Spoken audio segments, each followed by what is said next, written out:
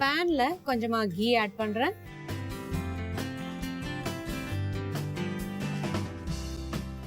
இதுல நம்ம ரெடி பண்ணி வச்சிருக்கிற பாதாம், திராட்சை, பிஸ்தா இது வந்து லைட்டா ஃப்ரை பண்ணி எடுத்து தனியா மாத்தி வச்சிடலாம்.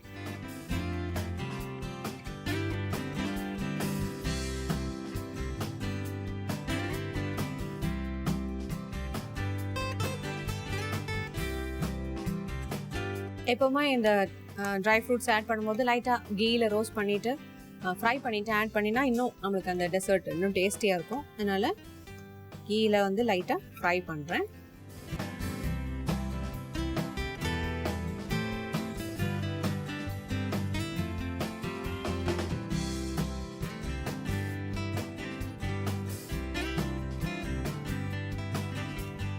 இப்போ திராட்சை வந்து ஃப்ரை ஆயிடுச்சு. நான் இந்த பவுலுக்கு மாற்றி வைக்க போகிறேன்.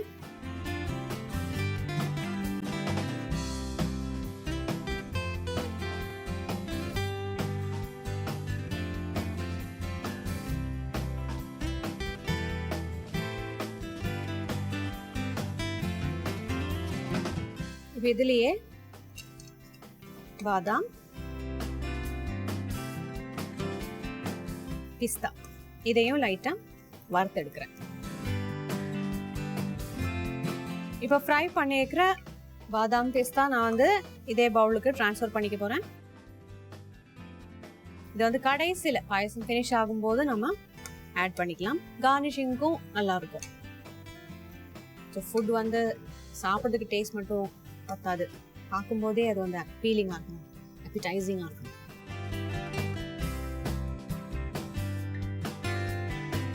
இப்போ கீ இருக்கு, இன்னும் கொஞ்சம் நெய் இதில் ஆட் பண்ணிடுறேன். இப்போ அடுத்தது நாம பாயில் பண்ணி வச்சிருக்கிற பாஸ்தா இந்த கீல லைட்டாக ஃப்ரை பண்ணிடலாம்.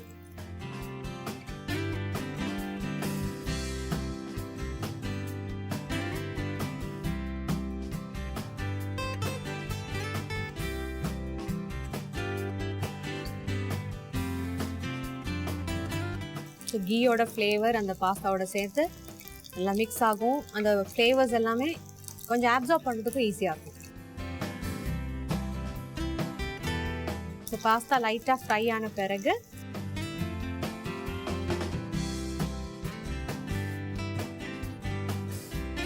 இதுலேயே மில்க்கும் ஆட் பண்ணுறேன்.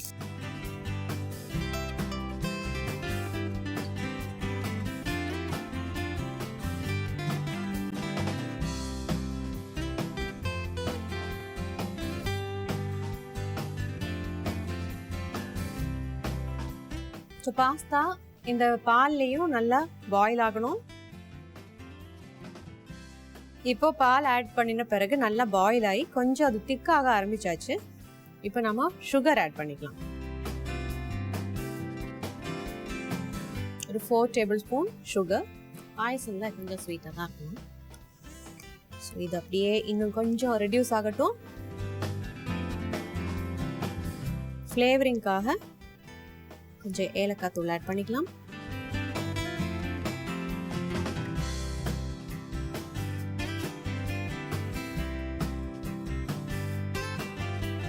இப்போ நாம ஏற்கனவே ஃப்ரை பண்ணி வச்சிருக்கிற இந்த பாதாம், பிஸ்தா அண்ட் ரேசின்ஸ் இதோடைய ஆட் பண்ணிக்கலாம். கொஞ்சம் கார்னிஷிங்க்கும் கடைசியில் ப்ரிசர்வ் பண்ணிடலாம்.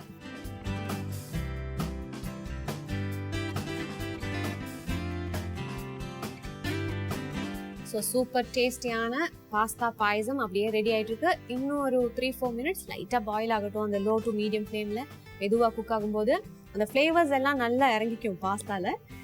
இப்போ உங்களுக்காக ஒரு ரீகேப். ஒரு ஃப்ரைங் பேனில் கீ ஹீட் பண்ணி திராட்சை, கட் பண்ணி வச்சுக்கிற பாதாம், பிஸ்தா ஃப்ரை பண்ணி எடுத்து தனியாக மாற்றி வச்சிடணும். இதே கீயில் பாயில் பண்ணி வச்சிருக்கிற பாஸ்தா ஆட் பண்ணி லைட்டாக ஃப்ரை பண்ணணும். இதோட பால் ஆட் பண்ணணும். பாஸ்தா வந்து நல்லா பாயில் ஆகி நல்லா குக் ஆன பிறகு சர்க்கரை ஆட் பண்ணணும். திருப்பி பால் கொஞ்சம் ரெடியூஸ் ஆன பிறகு நம்ம ஃப்ளேவரிங்காக ஏலக்காய் தூள் போடலாம்.